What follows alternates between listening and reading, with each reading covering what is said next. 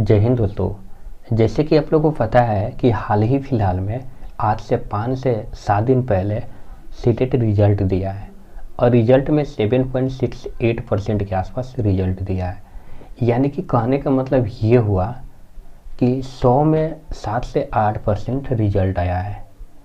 तो आप लोग इस पॉइंट से आप अंदाज़ा लगा सकते हैं कि कितना हार्ड एग्ज़ाम ली जाती है, वो भी जो नहीं पढ़ते हैं उनके लिए। और सीटेट का रिज़ल्ट जो आसानी से आप लोग को लेना है तो आप लोग एनसीईआरटी आज से पढ़ना स्टार्ट कर दीजिए, 6 क्लास से लेकर 8 क्लास तक। और कौन सा बुक पढ़ना है, तो अगर आप इसके बारे में जानना चाहते हैं तो कमेंट ज़रूर कीजिएगा, मैं रिप्लाई देकर बताऊंगा या फिर इसके लिए एक वीडियो बना दूंगा। और साथ ही में आप लोग देख रहे हैं कि दिन पे दिन ये बीपीएससी के थ्रू शिक्षक भर्ती के एग्ज़ाम ली जा रही है और एग्ज़ाम में जो क्वेश्चन आ रहा है प्रीवियस ईयर देखने से यही पता चलता है वो डायरेक्ट एनसीईआरटी या बिहार बोर्ड के लिए स्पेशल चलता है एससीईआरटी से डायरेक्ट क्वेश्चन ली जा रही है। इसी को ध्यान में रखकर आज से इस क्लास को स्टार्ट किया जा रहा है। सीटेट का और प्लस बीपीएससी का दोनों स्टूडेंट इस वीडियो को देख सकते हैं।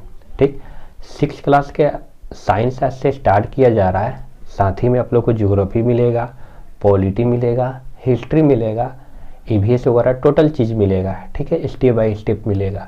तो आज से हम लोग क्या चीज़ें स्टार्ट कर रहे हैं, 6 क्लास के साइंस। और साइंस का फर्स्ट चैप्टर है भोजन, यह कहाँ से आता है। तो चलिए दोस्तों स्टार्ट करते हैं। अगर वीडियो अच्छा लगे लाइक कीजिएगा, शेयर कीजिएगा। 6 क्लास साइंस से एनसीईआरटी में फर्स्ट चैप्टर दिया गया है कि भोजन यह कहाँ से प्राप्त होता है। चलिए ऐसे स्टार्ट करते हैं और एकदम शॉर्ट वे में और एकदम मस्त तरीक़े से मैं बताऊंगा, कभी आप लाइफ में नहीं भूल पाइएगा। अगर सच में वीडियो अच्छा लगेगा तो दिल से एक लाइक कीजिएगा और शेयर ज़रूर कीजिएगा, कमेंट करके ज़रूर बताइएगा कि आपको वीडियो कैसा लगा। ठीक है, सबसे पहले हम लोग देखेंगे दोस्तों इसमें कि खाद्य पदार्थ होता क्या है। तो कक्षा 6 के अकॉर्डिंग बताना है कि खाने योग्य पदार्थ खाद्य पदार्थ कहलाता है। जैसे कि खाने योग्य जो पदार्थ होता है, चावल हो गया, रोटी हो गया, साग सब्जी वगैरह हो गया, फल हो गया, जितने भी पॉइंट है, जितने भी थिंग्स, जितने भी सामान हम लोग खाने में यूज करते हैं, उपयोग करते हैं, वही तो खाद्य पदार्थ होता है। नेक्स्ट पॉइंट जो होता है संघटक है। संघटक क्या होता है, तो भोजन में उपयोग की जाने वाली सामग्रियाँ उस भोजन की संघटक कहलाती है। यानी कि जो भोजन हम लोग खाने जाते हैं, बनाने जाते हैं, उसमें जो जो लगा रहता है बनाने में, अपने भाषा में बोला जाए तो उसमें जो जो यूज किए रहिएगा उसको क्या बोलते हैं, संघटक कहते हैं। ठीक है, ध्यान में रखना है। जैसे एग्जाम्पल के तौर पे हम एक लेते हैं रोटी या चपाती, कहीं रोटी बोला जाता है, कहीं चपाती बोला जाता है।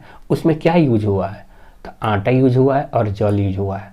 तो ये जो रोटी बना है, चपाती बना है, उसका संघटक कौन कहलाएगा, आटा और जल कहलाएगा। अब देखते हैं आगे स्रोत यानी कि सोर्स, जहाँ से हम संघटकों को प्राप्त करते हैं वो स्रोत कहलाता है। ये होता है ना कि ये जो आटा कहाँ से आया, जल कहाँ से आया, पौधा का कुछ पॉइंट हम लोग खाते हैं, तो ये कहाँ से आया, एक स्रोत होना चाहिए ना। तो चलिए हम उसको भी आज हम लोग देख ही लेते हैं। ठीक है, तो आगे जैसे ही बढ़िएगा तो खाद्य पदार्थ के मुख्य स्रोत हम लोग देखेंगे। तो 2 टाइप के देख लेना है, माइंड में रखना है। अगर आपसे पूछा जाए कि खाद्य पदार्थ के स्रोत क्या है, तो बोलिएगा एक पादप स्रोत होता है यानी कि पौधे से जो प्राप्त होता है, एक जंतु होता है। क्या बोल रहा है, तो कुछ खाद्य पदार्थों के संघटक के स्रोत पौधे होते हैं। ठीक है, उन स्रोत को क्या बोलते हैं, पादप स्रोत बोलते हैं। और कुछ स्रोत देखिएगा वो जंतु से के होते हैं तो उसको जंतु स्रोत बोलते हैं। बस अपने माइंड में अपने अकॉर्डिंग आपसे अगर कोई पूछता है तो बता सकते हैं कि बाबू पादप स्रोत होता क्या है, तो सिर्फ बोलना है कि जो पौधे से प्राप्त होता है वो पादप स्रोत है और जो जंतु से प्राप्त होता है वो जंतु स्रोत है। ठीक है, आगे के पॉइंट हम लोग देखेंगे कि भोजन के रूप में पौधे के भाग, भोजन के रूप में पौधे के भाग, यहाँ पॉइंट यहाँ पे छिपा हुआ है कि पौधे के भाग और जंतु उत्पाद, मतलब कुछ जंतु के पॉइंट हम लोग यूज करते हैं उत्पाद और कुछ पौधे के भाग भी। तो चलिए एक एक करके हम लोग देख लेते हैं। तो देखेंगे सबसे पहले देखेंगे कि पौधा के कोई ऐसा भी पौधा होता है जिसका 2 या 2 से अधिक जो होता है पार्ट्स होता है, यानी कि भाग जो होता है हम लोग खाते हैं। ठीक है, ये तो एकदम रियल पॉइंट है। जैसे सरसों मैं लिया हूँ, तो अगर आपसे पूछा जाए कि सरसों का कौन कौन से पार्ट्स हम लोग खाते हैं, तो सबसे पहले तो पत्ता खाते हैं साग के रूप में, ताना खाते हैं साग के रूप में, और बीज जो हम लोग यूज करते हैं जिससे तेल निकलता है, सरसों के तेल हम लोग बोलते हैं, जो खाना बनाने में यूज करते हैं, माथा में लगाने के लिए यूज करते हैं। तो ये सब हम लोग यूज करते हैं जो कि हम लोग को पौधे से प्राप्त हुआ रहता है। ठीक है, चलिए नेक्स्ट पॉइंट पे चलते हैं। ठीक, अब देखिएगा पादप के खाने योग्य भाग। तो देखिए कितने पॉइंट है इसमें। पुष्प भी हम लोग खाते हैं, फल भी खाते हैं, तना भी खाते हैं और पत्ती भी खाते हैं। और इस सारे को अगर बोलना चाहे तो आपको बोल सकते हैं प्रभुतंत्र बोल सकते हैं। ठीक है, तो जंतु उत्पाद, जंतु से प्राप्त खाद्य पदार्थ जंतु उत्पाद कहलाएगा। जैसे हम लोग अंडे यूज करते हैं लोग ना, तो ये तो मुर्गी से प्राप्त होता है, तो ये जंतु हुआ मुर्गी। उसी तरह यूज करते हैं गाय भैंस बकरी का यूज करते हैं, तो ये भी जंतु उत्पाद होगा। उसी तरह शहद यूज करते हैं जो कि हम लोग को मधुमक्खी से यूज होता है। गांधी जी शाकाहारी थे। ठीक है, आगे चलिए बता रहा हूँ। तो दूध कभी नहीं पिए हुए थे, नहीं पीते हैं। ठीक, नहीं पीते थे। मांस जो कि मुर्गी या बकरी का यूज हम लोग करते हैं लोग। तो ये सब टोटल चीज़ हुआ जंतु उत्पाद। अब देखिए भोजन के आधार पर जंतु के प्रकार भी होता है। ठीक है, कि जंतु का प्रकार भोजन के आधार पर कौन कौन से होता है, अगर आपसे कोई पूछता है तो आप क्या बोलिएगा।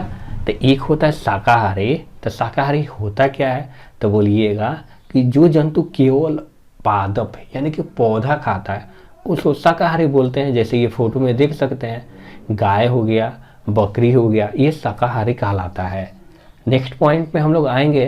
तो एक होता है मांसाहारी। मांसाहारी होता क्या है, तो जो जंतु केवल जंतुओं को यानी कि जंतु यानी कि मांस को खाता है उसको मांसाहारी बोलते हैं। जैसे आपका शेर हो गया, बाघ हो गया, ये आप फोटो में देख सकते हैं, ये सारे के सारे मांसाहारी होते हैं। ये पौधा वगैरह नहीं खाते हैं। ठीक है, पादप नहीं खाते हैं। उसी तरह थर्ड नंबर पॉइंट है क्या, सर्वाहारी। सर्वाहारी का मतलब ये हो गया कि पादप, ठीक है, यानी कि पौधा और जंतु दोनों खाते हैं। जैसे इंसान हो गया, कौवा वगैरह हो गया, ये फिगर में देख सकते हैं, ये सर्वाहारी जंतु होते हैं।